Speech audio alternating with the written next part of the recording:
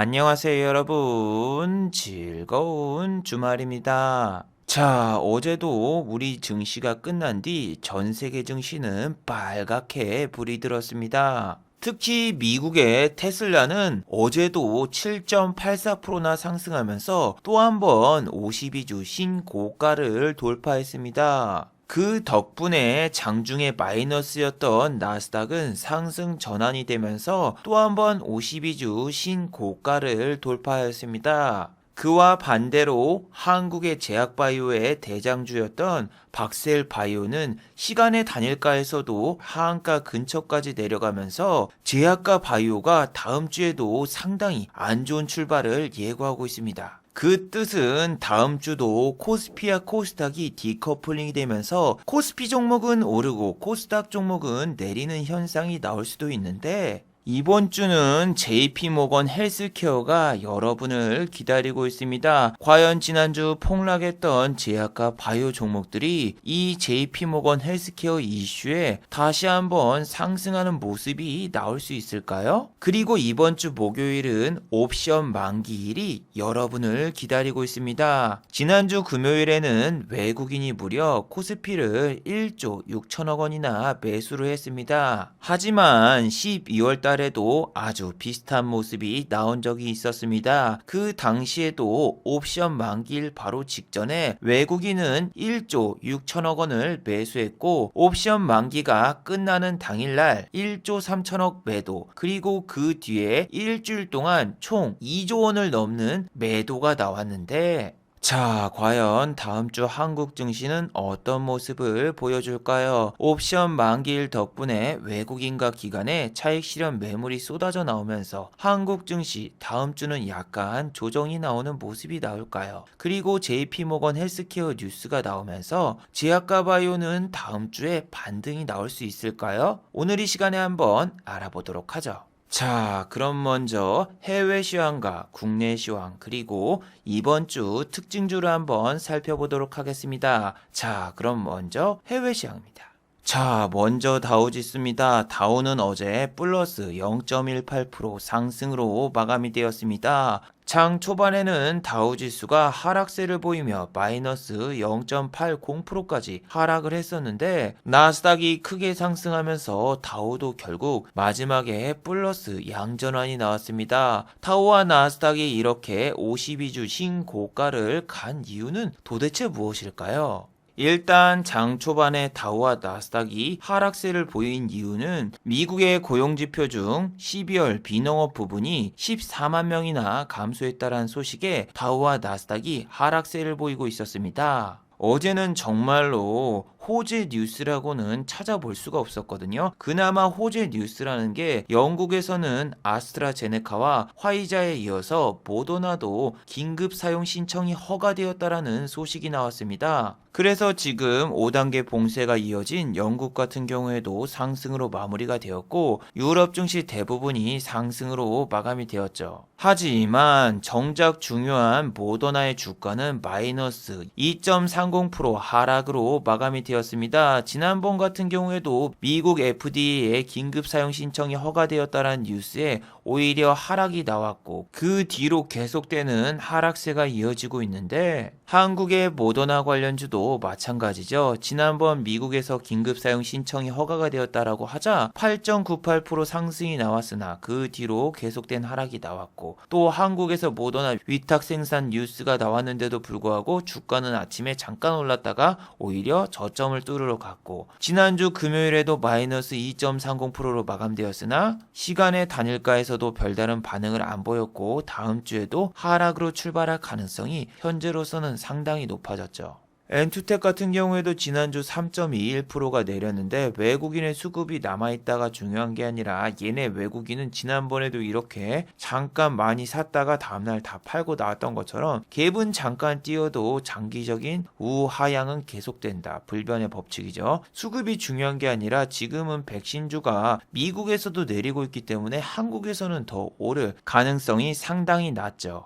모더나 같은 경우에는 나스닥에 상장되어 있는데 나스닥에 언택트주는 말이죠. 지난주 생각보다 안 좋은 모습을 보였습니다. 페이스북 같은 경우에는 마이너스 0.44% 하락으로 마감이 되었고 애플 같은 경우에도 그렇게 썩 좋은 모습은 안 보여줬어요. 플러스 0.86%. 아마존도 고작 0.65%밖에 오르지 않아서 나스닥은 테슬라빨이 너무 심해요. 테슬라도 너무한 게 뭐냐면은 전날 7.94%가 올랐는데 다음날 7.84%가 상승하면서 52주 신고가를 돌파했죠. 만약에 테슬라가 급락을 한다면 나스닥 같은 경우에는 지금 언택트 관련주가 바이든 정부가 들어서면서 상당히 조정이 나올 것으로 예상되고 있기 때문에 상승보다는 횡보를 하고 있는 상태. 모더나 같은 경우에도 나스닥에 상장되어 있지만 꾸준한 우하향 모습을 보이고 있기 때문에 테슬라의 조정이 시작되는 순간 나스닥의 조정도 시작이 될 수가 있습니다. 솔직히 여러분 지난주 우리나라 현대차 폭등도 나왔지만 지금 미국도 장난이 아닙니다. 자, 미국에서는 어제 한 가지 사건이 벌어졌는데 그 사건의 시작은 바로 일론 머스크의 트위터에서 시작이 되었습니다. 일론 머스크는 이렇게 뉴스 시그널이라는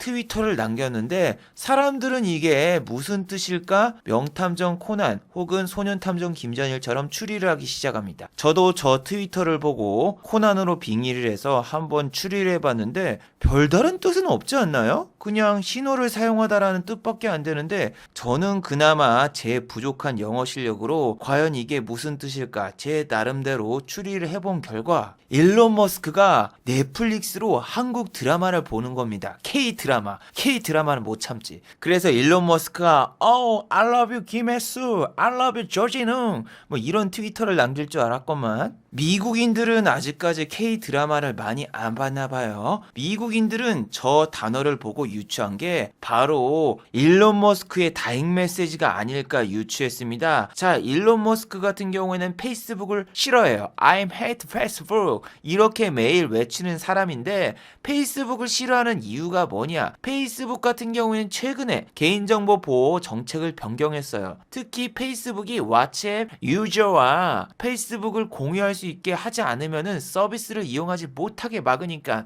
I'm hate Facebook 하면서 트위터를 남겼던 적이 있습니다. 그래서 일론 머스크가 죽기 전에 남긴 다잉 메시지 뉴스 시그널은 미국의 시그널이라는 메신저를 일론 머스크가 사용하는 게 아닌가 혹은 투자하려는 게 아닌가 이런 식으로 사람들은 생각하였습니다. 그래서 사람들은 이 시그널 관련 회사의 주식을 사기 시작했습니다. 시그널이라는 회사는 다우든 나스닥이든 둘 다 상장이 되어 있지 않기 때문에 장외 시장을 사람들은 공략했습니다. 그 결과 시그널 어드밴스, 시그널 어드벤처 이 회사 같은 경우에는 주식이 무려 100%가 넘는 상승률이 나왔습니다. 그런데 중요한 게 뭐냐? 이 시그널 어벤져스는 메신저 앱 시그널과는 전혀 시그널이 없는 회사입니다. 시그널 어드벤처는 도대체 무슨 회사일까? 바로 헬스케어 관련 회사죠. 그래서 시그널 메신저와 전혀 상관없는 회사인데도 불구하고 주가가 100% 이상 뛰어서 금요일날 참 화제가 되었는데 화제 신고는 한국은 119지만 미국은 911입니다.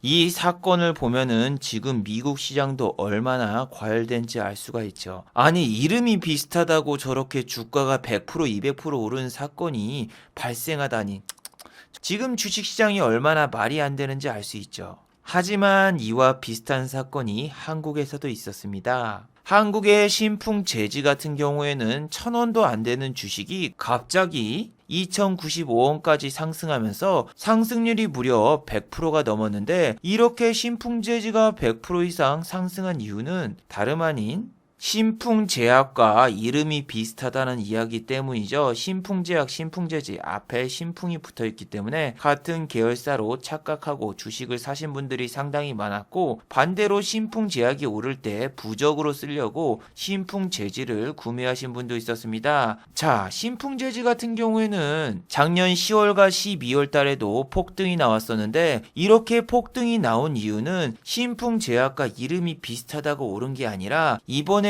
사회적 거리두기 2.5단계 격상으로 인해서 골판지 수요가 늘어날 것으로 생각하고 신풍재지가 이렇게 주가가 상승을 했습니다. 하지만 여러분, 신풍제지 같은 경우에는 이름이 제지가 들어가서 당연히 골판지를 만들 걸로 예측이 되지만 신풍제지 같은 경우에는 골판지를 만들고 있지 않습니다. 그래서 신풍제지는 분명히 공시를 했습니다. 우리 회사는 골판지를 취급하고 있지 않으며 최근에 택배 대란이 일어나거나 배달 대란이 일어나도 우리에게는 전혀 이득이 되는 게 없다. 이렇게 말을 했는데도 불구하고 오히려 더 큰 급등이 나왔죠. 이건 그냥 세상이 지금 미쳐가고 있는 겁니다. 예, 다우와 나스닥 같은 경우에도 여러분들이 작년 5월달을 한번 생각을 해보세요. 자, 여러분 지금 이게 무슨 사진이죠? 어머, 미국 의회에 트럼프형 지지자들이 폭동이 일어난 게 아닌가요? 예, 그렇죠. 여기 보시면 이렇게 총도 들고 온 아저씨도 있고 사람들이 많이 모여 있는데,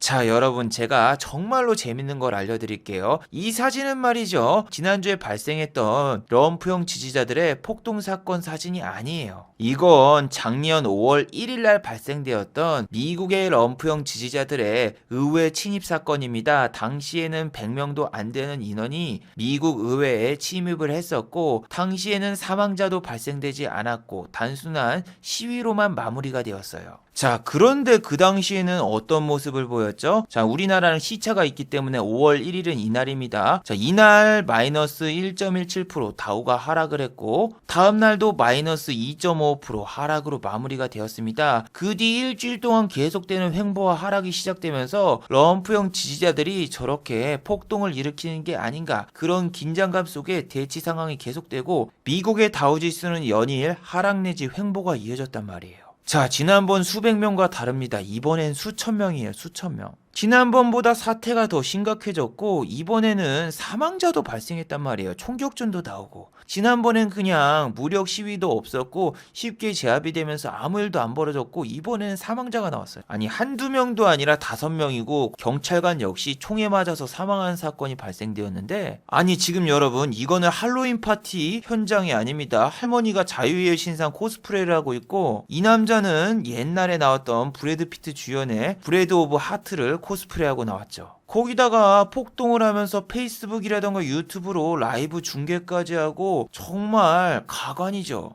아니 여러분, 이렇게 인증샷을 남기면은 나 잡아가세요 하고 자수하는 거랑 마찬가지잖아요. 어떻게 경찰이랑 인증샷을 찍고 거기다가 유튜브 라이브, 트위치 라이브, 인스타 라이브까지 켜가지고 어떻게 이런 걸 생중계할 생각을 하고 있죠? 어제도 보여드렸지만 미국의 중고나라인 이베이에다가 의사당에서 오바마 대통령이 직접 연설했던 연설대까지 판매를 하는 아주 괴상한 행동까지 이어졌었죠.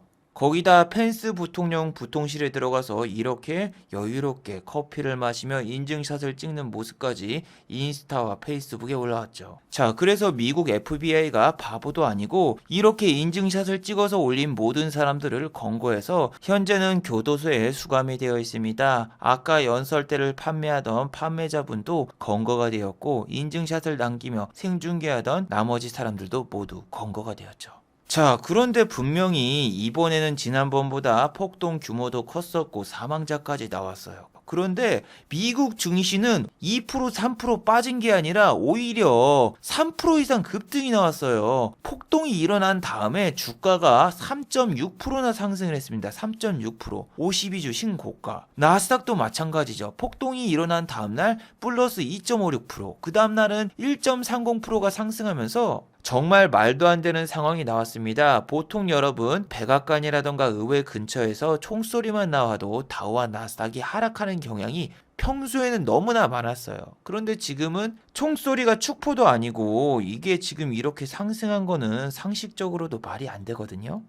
그리고 이 사건이 발생한 다음에 럼프 형이 트위터에 글을 하나 올렸는데 사망자에 대한 애도를 표합니다라던가 혹은 이번 사건에 대해서 유감입니다 이런 글을 전혀 쓰지 않았고 오히려 오늘 참여해주신 여러분 정말 사랑합니다. I love you so much 이런 말도 안 되는 글을 올렸어요. 그래서 트위터와 페이스북이 영구 정지 처분을 받았는데 여러분 분명히 트위터를 영구 정지를 했거든요. 근데 버그가 일어난 건진 몰라도 트위터의 럼프 형 계정이 갑자기 복원이 복원이 됐어요. 럼프 형의 트위터가 복원이 되자마자 럼프 형은 정말 또 말도 안 되는 글을 올리기 시작했고, 그 덕분에 트위터의 주가는 장 초반에는 오히려 상승 중이었다가 갑자기 마이너스 4.09% 급락이 나옵니다. 그래서 부랴부랴 럼프 형의 트위터를 다시 한번 중단을 시켰는데, 온라인뿐만이 아니라 오프라인에서도 럼프 형의 대통령 권한을 모두 없애고 탄핵안을 지금 진행하고 있습니다. 그래서 다우와 나스닥은 이 사건을 오히려 호재로 받아들였습니다. 바이든 취임 시까지 앞으로 발생할 수 있는 사건이었기 때문에 이걸 호재로 받아들이고 다우와 나스닥은 또 한 번 52주 신고가를 돌파했죠. 자, 그렇다면 우리나라 삼성전자와 하이닉스도 다음 주에도 신고가를 돌파하면서 좋은 모습을 보여줄까요? 자, 일단 삼성전자와 하이닉스 같은 경우에는 미국의 마이크론 테크놀로지가 급등을 하면은 아침에 크게 급등이 나오는 경향이 상당히 많았습니다. 자, 미국의 마이크론 테크놀로지는 금요일 날 4분기 실적 발표가 있었습니다. 한국과 마찬가지로 미국도 지금 실적 발표 시즌입니다. 마이크론 테크놀로지의 실적은 예상치를 상회하였고 장 초반에는 6.38%까지 상승을 했으나 장중에 차익 실현 매물이 쏟아져 나오면서 종가는 마이너스 2.14% 하락으로 마감이 되었습니다. 미국의 마이크론 테크놀로지가 하락으로 마감이 되었어도 다우와 나스닥 자체가 그렇게 나쁘지 않았기 때문에 다음 주 삼성전자와 하이닉스는 출발은 하락으로 출발할 것 같지가 않아요. 왜냐하면 시간의 단일가에서도 이렇게 상승이 나왔고 미국의 테슬라가 이렇게 크게 상승을 했기 때문에 한국의 현대차를 비롯한 전기차 관련주가 아침에 또 갭을 뜨고 시작할 거란 말이에요. 그럼 코스피 지수가 상승을 하면 삼성전자하고 하이닉스 같은 경우에도 매수세가 몰리면서 아침에는 분명히 코스피가 상승으로 출발할 가능성이 지금 현재로서는 매우 높은 상황이거든요. 일단 여러분은 아침에 일어나면 미국의 S&P 500과 나스닥 야간 선물을 잘 체크해 보시기 바래요. 최근에 금융투자가 S&P 500과 나스닥 야간 선물이 내리면은 장중에 매도를 하고 상승으로 전환이 되면 다시 재매수하는 경향이 상당히 많은데 금융투자는 지난주 1조 6천억 원을 장중에 매수를 했기 때문에 이 물량을 옵션 만기일 전까지 처분할 수 있는 가능성이 현재로서는 높습니다. 반대로 옵션 만기일까지 계속 사는 모습도 나올 수가 있는데 만약에 금융투자가 계속 매수가 들어온다면은 옵션 만기일 당일과 아니면은 그 다음날은 금융투자의 대량 투매가 나올 수 있다는 점도 유의하시기 바래요. 자, 그럼 과연 코스피가 아닌 코스닥은 어떻게 될까요? 박셀바이오는 아까 말씀드렸다시피 시간의 단일가에서 거의 하한가를 찍었습니다. 자, 이 상황에서 셀트리온과 셀트리온 헬스케어, 셀트리온 제약이 만약에 상승을 한다면 코스닥 지수 같은 경우에는 오히려 상승이 나올 수도 있습니다. 자, 셀트리온 헬스케어 같은 경우에는 시간의 단일가에서도 상승을 했고 셀트리온 제약 역시 시간의 단일가에서 상승이 나온 상황. 그렇다면 셀트리온 관련주는 출발은 나쁘지 않을 것으로 예상이 되죠. 지난주 셀트리온과 셀트리온 헬스케어가 상승한 이유는 뭐죠? 지난주 금요일날 정은경 씨가 나와서 인터뷰를 했습니다. 한국의 바이러스 항체 치료제가 2월 중에 선보일 예정이다. 이 인터뷰가 나온 다음에 셀트리온과 셀트리온 제약, 셀트리온 헬스케어가 상승이 나왔습니다. 자, 정은경 씨가 2월 초에는 우리나라 셀트리온의 국내 임상 데이터가 공개될 것이라고 이야기를 했고 그 덕분에 셀트리온이랑 셀트리온 제약 같은 경우에는 제약바이오주가 모두 다 하락하고 있는 와중에도 상승으로 마무리가 되었죠.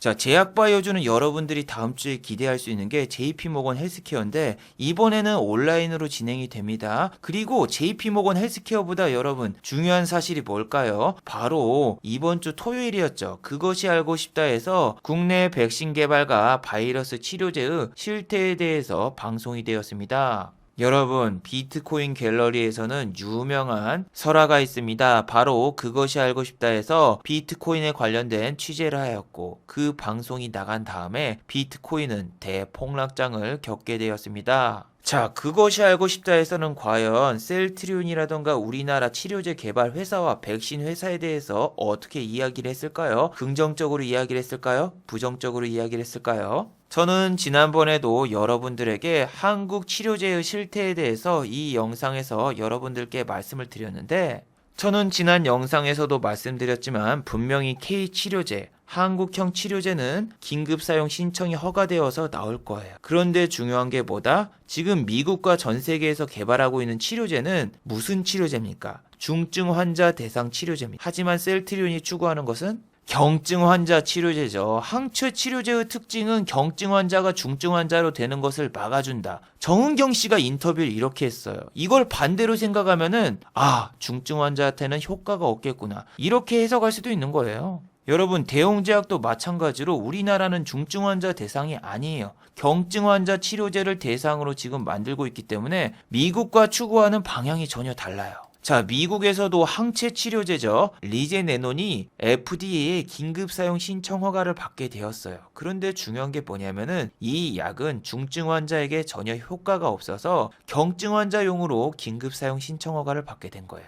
그래서 중증 환자에게는 전혀 효과가 없어가지고 임상 실험이 중단된 상황이고, 미국 의학협회지에서도 혈장 치료제를 이용해서 항체 치료제가 중증 환자의 사망률을 낮춘 경우는 단 한 건도 발생하지 못했기 때문에 중증 환자 치료제로는 기대를 안 하시는 게 좋습니다. 한 예로 일라이 릴리 같은 경우에도 여기 보시면은 일라이 릴리 항체 치료제 마침내 FDA 긴급 사용 승인, 경증 환자용으로는 승인을 받았으나 삼상에서 중증 환자에게는 사실상 약효가 효과가 없다라고 판단이 돼서 임상을 중단했습니다.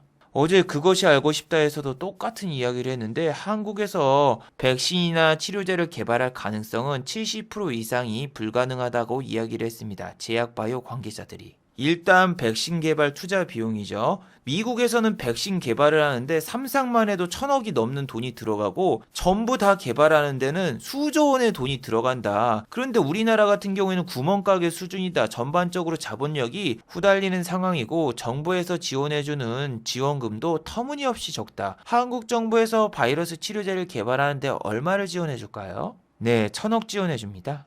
그리고 일반적으로 한국 같은 경우에는 신약 개발을 성공한 적이 거의 없고 신약 개발은 거의 걸음마 수준이기 때문에 한국에서 치료제를 기대하는 건 사실상 힘든 상황이거든요. 그런데 일단 국민의 세금이 투입이 되었기 때문에 한국 정부에서는 어떻게든 K치료제를 만들었다라고 홍보를 해야 되겠고, 또 국회의원들이 이렇게 매번 제약사에 방문해서 주가를 팍팍 띄워주고 있죠. 한 번 방문할 때마다 주가가 그냥 10%씩 오릅니다. 정 총리 같은 경우에도 제약사에 방문해서 이렇게 사진 한 장 찍고 주가가 다음날 10%대 급등이 나왔었죠. 그래서 여러분들이 중증 치료제는 한국에서 개발되기 힘들다라고 생각을 하세요. 저는 정은경 씨 인터뷰 듣자마자 바로 경증 환자라고 못 박는 거 보고 개인적으로 이런 생각밖에 안 들었고, 또 여러분, 올해 4월 달에는 서울시장 선거가 있고 내년에는 대통령 선거가 있습니다. 이런 선거 때문이라도 하루빨리 치료제를 만들어서 성과를 올려서 보이지 않으면은 안 되기 때문에 지금 치료제 개발이라던가 이런 거는 거의 다 정치적으로 엮여 있다고 생각하시는 게 좋고, 주가가 올라도 실질적인 성과보다는 이런 테마에 얽혀서 상승한다고 보시는 게 좋을 것 같아요. 분명히 미국 FDA라던가 유럽 같은 경우에는 승인이 안 날 가능성이 높아요.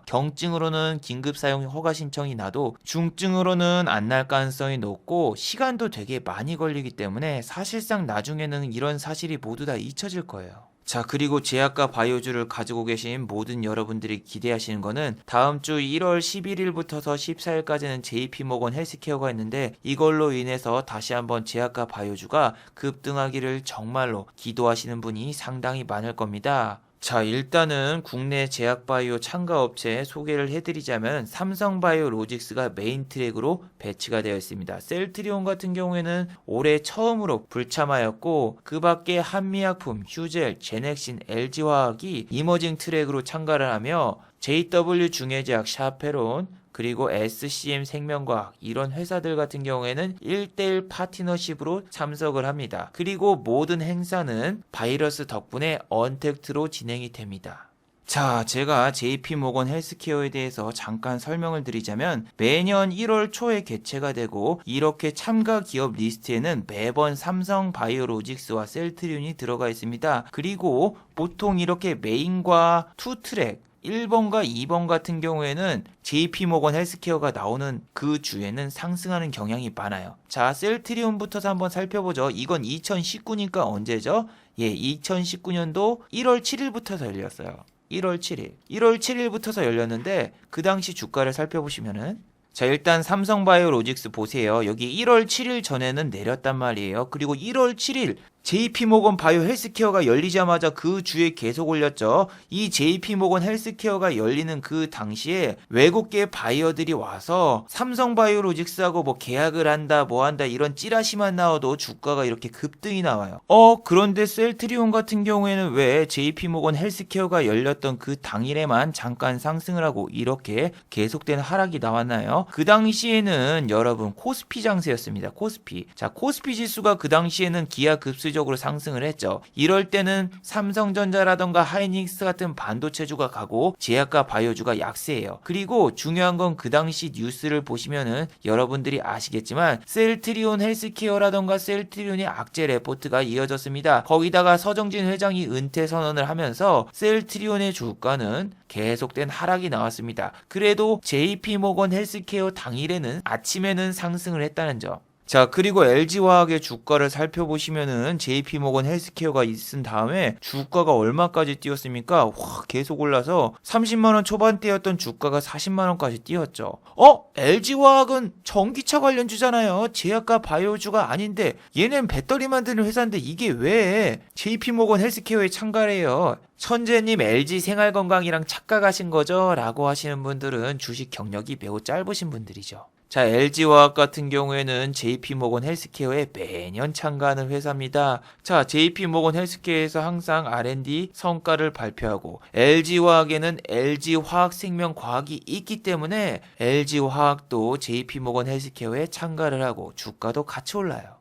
그럼 내일 JP모건 헬스케어에 참가하는 한미약품이라던가 혹은 그 외 제약바이오주는 내일부터 크게 상승할까요? 그러진 않을 것 같아요. 왜냐하면은 코스피 장세에 지금 돌입을 했고 제약과 바이오주 같은 경우에는 보통 지수가 내려갈 때 코스피 지수가 내려가거나 투심이 안 좋을 때 상승하는 경향이 많고 이 삼성바이오로직스 같은 경우에는 JP모건 헬스케어와 무관하게 MSCI 지수라던가 다른 데 지수 편입이 돼 있는 종목이거든요. 그래서 만약에 MSCI 지수가 오르면은 프로그램 매매를 통해서 삼성바이오로직스에 수급이 들어오고 오르는 게 많지, 만약에 내일 JP모건 헬스케어가 나왔는데 다른 종목은 내렸는데 삼성바이오로직스가 올랐다? 그렇다면은 코스피 지수, 코스피 200이라던가 혹은 MSCI 지수가 상승하면서 프로그램 매수를 통해서 들어와서 얘가 오른 거지 JP모건 헬스케어로 오른 건 아니에요. 그리고 또 JP모건 헬스케어가 언택트로 진행이 되잖아요. 보통 저런 뉴스가 나올 때 어떤 뉴스가 나오냐면은 JP모건 헬스케어의 어디 부스라던가 어디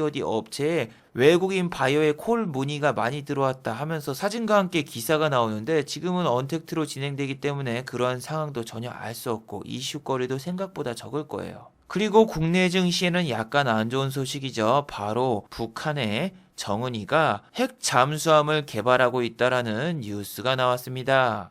그러면서 북한은 바이든 정부의 웨딩을 날리면서 약간의 도발을 시전했습니다. 이에 대해서 바이든은 No comment. 아직까지는 대통령에 취임한 상황이 아니기 때문에 상대할 가치가 없다고 느낀 건지 아무런 논평을 하지 않았습니다. 우리 이든이 형 같은 경우에는 대북 정책에 대해서 상당히 비판적입니다. 우리 정은이가 비핵화를 선언하지 않는 이상 절대 만나지 않을 것이라고 이야기를 했고 평소에도 김정은은 깡패다라고 이야기한 게 바이든이죠. 그런데 지난번 미국의 블루웨이브죠. 민주당이 상원과 하원의 50대 50 블루웨이브를 달성하면서 오히려 대북 정책에 탄력을 받을 것이다 생각해서 대북 관련주가 이렇게 연일 상승이 나왔습니다.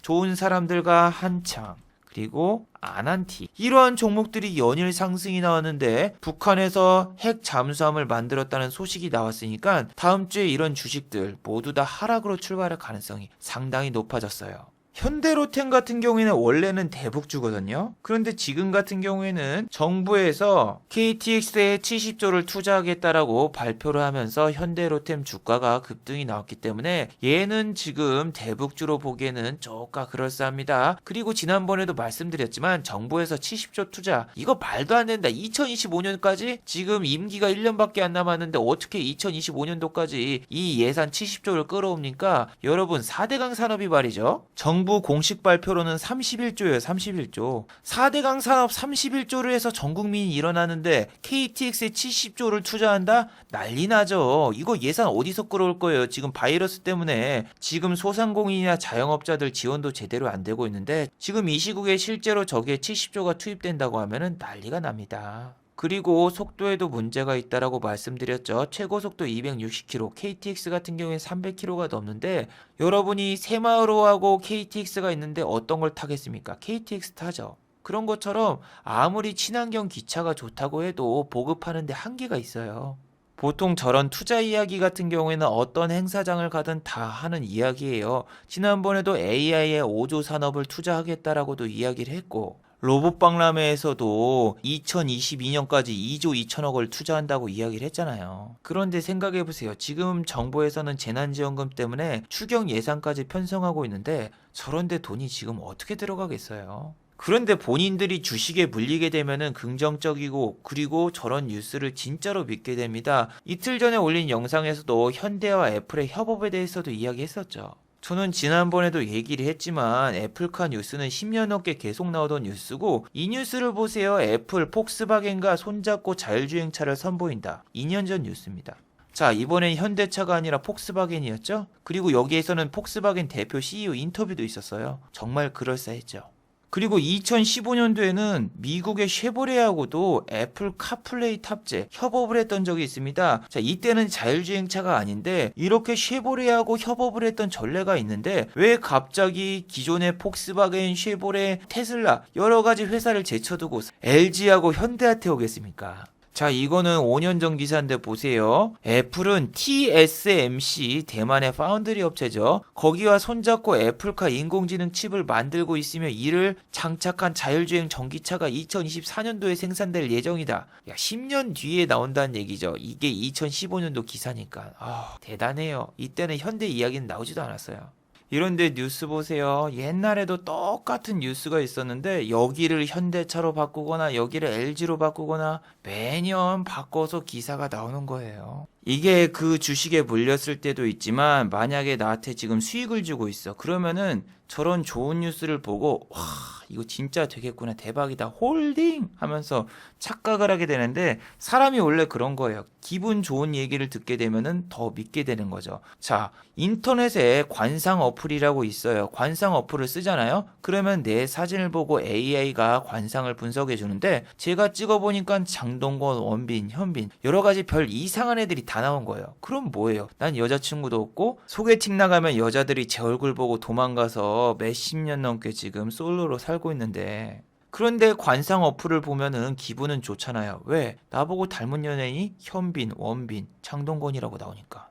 그런데 이게 좀 말도 안 된다는 소리가 들어서 제가 한번 관상 어플로 사람이 아닌 다른 사진을 올려봤습니다. 이거는 갈비탕인데 갈비탕 사진을 올리니까 닮은 연예인이 강수라. 이거는 여자로 맞춰서 그래요. 그래서 관상을 보니까 아담하고 결혼 운이 좋다고요? 이거 사람이 아닌데? 그리고 또 만두라던가 김말이를 한번 올려보니까 강민경이랑 닮았대. 이마가 둥글다고? 이마가 여기 어디 있어? 그런데 이렇게 사탕 발냄해주는 어플 같은 경우엔 위에 보시면은 광고가 떠 있고 밑에도 보시면은 이 밑에 수많은 광고가 떠 있거든요. 그건 구글 애드센스를 이용한 건데 지난 영상에서도 말씀드렸지만 단독 기사 같은 경우에는 사람들이 클릭을 많이 하고 그 클릭을 하는 조회수에 따라서 옆에 배너 광고가 수익이 창출이 돼요. 그래서 저런 단독 기사 찌라시 가짜뉴스든 뭐든 하나 띄우면은 그 언론사에서는 애드센스를 통해서 수천만 원에서 수억의 수입을 올릴 수 있죠. 저는 개인적으로 현대하고 애플 협업하면 잘 맞을 것 같아요. 여기 보세요. 로고도 딱 잘 맞잖아요. 애플의 빈자리를 현대가 이렇게 메꿔주는 실리콘 같은 역할을 하죠. 그래서 여러분들이 주가가 막 급등하고 상승한다고 해서 너무 큰 상상을 하지 마시기 바랍니다. 주가는 역시 미래에 대한 상상력으로 움직이는 것도 있지만 그게 나중에 실체가 없다라고 밝혀지면은 주가는 다시 원위치로 돌아갈 수 있기 때문이죠.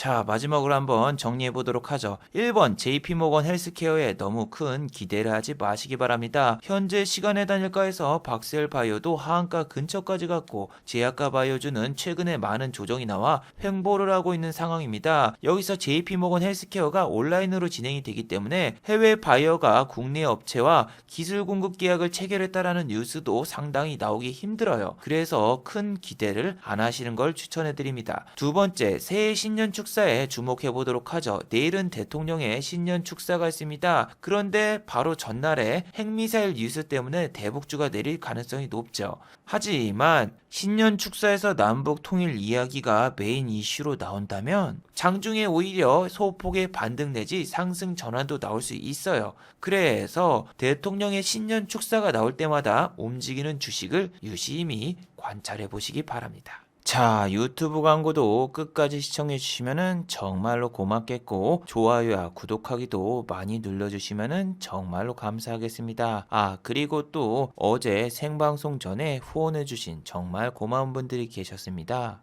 네, 영상 밑에 있는 투네이션 후원하기 버튼을 눌러주시면 저를 후원해 주실 수 있는데 오정태님, 김민아님, 향기님 후원 정말 감사드립니다. 특히 김민아님은 5,000원이나 후원을 해주셨네요. 정말 감사드립니다. 자, 다들 수고하셨고 즐거운 주말 되시기 바랍니다. 다들 수고하셨습니다.